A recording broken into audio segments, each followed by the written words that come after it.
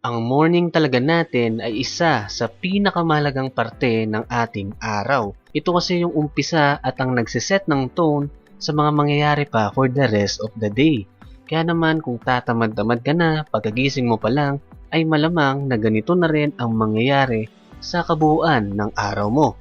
Kaya naman sinasabi ng mga eksperto ng pinakamahalagang meal natin ay yung almusal at ganun din yun sa mga bagay o habits na ginagawa natin sa umaga. Kaya naman sa video na ito ay ipapaliwanag ko kung ano ang 5 morning habits na magpapayaman sa'yo. Syempre, hindi ka naman magiging mayaman instant or overnight after mong gawin ang mga sumusunod. Pero mga habits na ito ay malaki rin ang factor sa pagbabago mo bilang isang tao na nakaka-apekto rin sa success na posible mong makuha sa buhay. Kaya panoorin mo hanggang dulo at gawin mo na ring habit na i-like ang ating video. Kaya kung handa ka na, let's go! Number 1, bumangon ka na kaagad.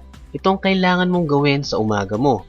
Ang bumangon na kaagad, wala nang patumpik-tumpik pa. Alam ko na isa rin kayo sa mga tao na pinapatay ang alarm clock pero hindi naman bumabangon. Or pinipindot lang ang snooze button sa cellphone tapos sasabihin sa isip na, teka, 5 minutes pa, hidlip muna ako. Tapos another 5 minutes na naman. Tapos another 5 minutes ulit and so on and so on. Hanggang sa na-late ka na nga sa pagpasok tapos umagang-umaga ay tamad na agad yung mood mo. Kaya dapat ang gawin mo ay bumangon ka na kaagad para nakasetup na yung umaga mo ng maganda na determinado kang merong magawa or ma-accomplish sa araw na iyon. Minsan naman ang ginagawa mo ay gising ka na nga pero nakahiga ka pa rin sa kama. Tapos bukas agad si social media at nagpe-Facebook ka na. Check agad ng Twitter, check agad ng messages, check agad kung nag-view si crush sa stories mo sa IG at iba pa. Ito kasing mga bagay na ganito na ginagawa mo sa umaga ay uri ng distraction na nagiging dahilan kung bakit ka lalong nawawala sa focus at inaantok sa buong araw mo. Kaya kung nag-alarm ang cellphone mo, bumangon ka na kagad at huwag mo nang i-check yung samot-saring notifications sa lahat ng social media accounts mo dahil pwede mo naman yang gawin sa mga oras na wala ka na talagang ginagawa. Number 2, ilista ang gagawin. Para alam mo rin ang gagawin mo sa araw na ito ay magandang isulat mo na at ischedule yung mga bagay na gagawin mo. Actually, pwede mo nga gawin ito bago ka matulog. Pero pwede rin naman sa umaga kinabukasan. Depende kung anong mas trip mo. Pero kagandahan kasi sa paglilista at pag-schedule sa mga gagawin ay nagkakaroon ka ng direction at meron kang urgency, meaning hindi ka bara-bara lang na hindi mo alam yung gagawin mo tapos hindi ka rin sisipagin na gawin ito kasi nga wala kang listahan. Kumbaga bahala ka na or bahala na si Batman sa kung anong mangyayari. For example, sa Monday, 8 a.m. to 10 a.m. ay gagawin ko yung task ko sa trabaho. Tapos 10 a.m. up to 11 a.m. ay itong second task naman. Tapos 11 a.m. to 11:30 a.m. ito naman ang gagawin ko. So ganun, planado talaga. At alam mo rin ba na si Bill Gates ay ganito rin ang ginagawa niya sa araw-araw at nasusunod yun. Kumbaga walang nasasayang na oras kaya mas nagiging productive ang isang tao. Kaya isang factor rin yan kung bakit mayaman siya at marami pang ibang mayaman na tao ang gumagawa rin nito na pwede mo rin i-apply sa buhay mo ngayon mismo. Number 3, magdasal or mag-pause muna. Isa pang morning habit na pwede mong gawin ay ang pagdadasal sa umaga o yung pag-pause muna kahit pa 15 minutes lang yan. Tandaan kasi sa habit na ito ay nagkakaroon ka ng oras para makahinga ng saglit or magkaroon ka ng clear mind. Siyempre, sa pagdadasal, nagpapasalamat ka sa Diyos sa mga blessings o sa mga nangyayari sa buhay mo. Tapos yung simpleng pag-pause lang or meditation ay nakakatulong rin para matanggal yung mga samot-saring bagay na gumugulo sa isipan mo. Minsan kasi sa dami ng problema o mga gagawin ay hindi mo na alam kung ano nga ba yung uunahin mo o kung ano yung paglalaanan mo ng pag-iisip. Kaya importante ang step na ito para mas maging malinaw yung kaisipan mo sa mga gagawin mo sa buong araw. Kung bagong viewer ka sa channel na ito, please subscribe and hit the bell button para hindi mo miss out ang mga bagong videos natin linggo-linggo. Thank you. Number 4, i-hype ang sarili. Sabi nga natin kanina na nagsiset ng tone yung umaga natin para sa mga mangyayari pa sa buong araw. Kaya mahalaga rin na ma-hype ka na pagkagising mo pa lang. Siyempre, iba't ibang tao, iba't ibang way din para magawa ito at umepekto.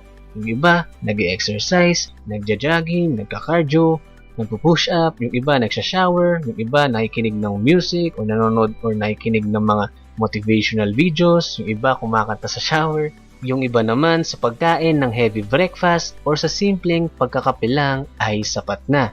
So importante yan na energize ka na kaagad para may initial na boost ka na sa araw mo para magawa mo rin yung mga bagay na gagawin mo na may kasamang sigla at saya. Number 5, gawin ang dapat gawin. Kung nagawa mo na yung mga habits na nabanggit kanina or yung sarili mong morning routine, ay pinaka-importante sa lahat ay yung action time. Kumbaga, wala nang paligoy-ligoy pa at gawin mo na kaagad yung dapat mong gawin. Whether yung pinaka-importanting task mo ngayong araw o yung deadline mo sa trabaho or sa negosyo or sa pag-aaral at sa iba pa. Unahin mo na kaagad tapusin para naman sa hapon or sa gabi ay wala ka nang gagawin pa at magpapahinga ka na lang. Tapos, para makapag-ready ka rin para sa mga gagawin mo pa para kinabukasan. So itong mga nabanggit natin ay hindi naman yan sunod-sunod na dapat mong gawin. Depende pa rin yan sa'yo kung anong mas trip mo.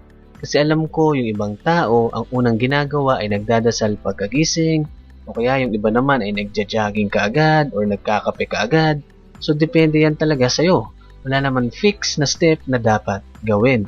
Pero kung wala kang morning habits, sana naman ay nakatulong sa'yo yung video na ito at i-apply mo na rin sa sarili mo para naman mabago rin yung habits na ginagawa mo lalo na sa umaga. Importante kasi na gawin mo na yan para at least may nangyayari ng bago sa sarili mo.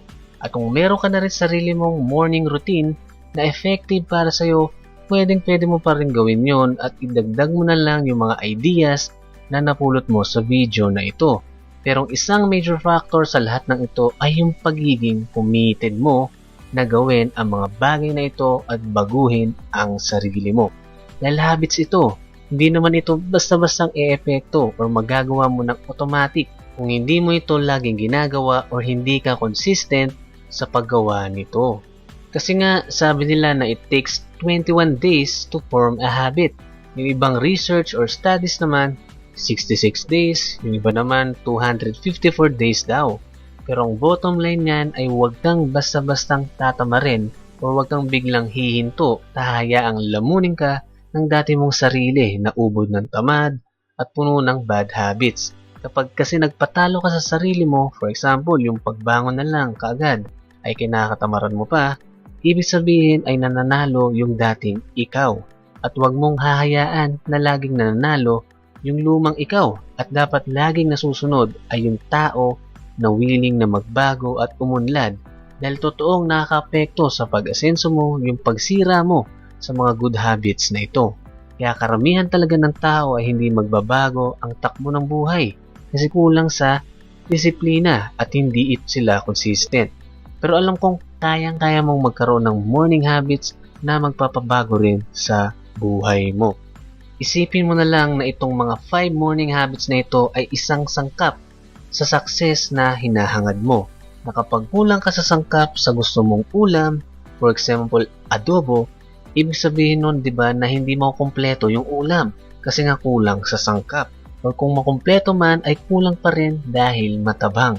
Sa totoo lang, itong 5 morning habits na ito ay simula pa lang at kung hindi mo kayang gawin ito or kahit man lang isa, ay paniguradong mahihirapan kang i-handle o mapunta sa next level na buhay na inaasam mo. Kasi lahat talaga ay may kapalit at may sakripisyo rin na involved. Hindi pwedeng petiks-petiks ka lang or tatamad-tamad ka lang tapos bigla kang yayaman. Hindi yun mangyayari lalo na kung hindi ka naman pinanganak na mayaman. Pero alam kong kayang-kaya mong baguhin ang sarili mo. Bago tayo matapos sa video na ito ay follow na rin kami sa aming FB, IG at TikTok page. Kaya in summary, itong 5 morning habits na magpapayaman sa'yo. Number 1, bumangon ka na kaagad. Number 2, ilista ang gagawin.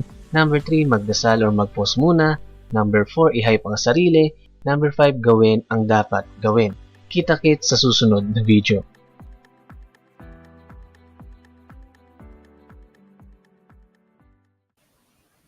Maraming salamat sa panunod nito. Kung natuto ka, ay dapat kang mag-subscribe at pakiclick na rin ang bell upang manotify ka pa sa mga susunod pang mga videos.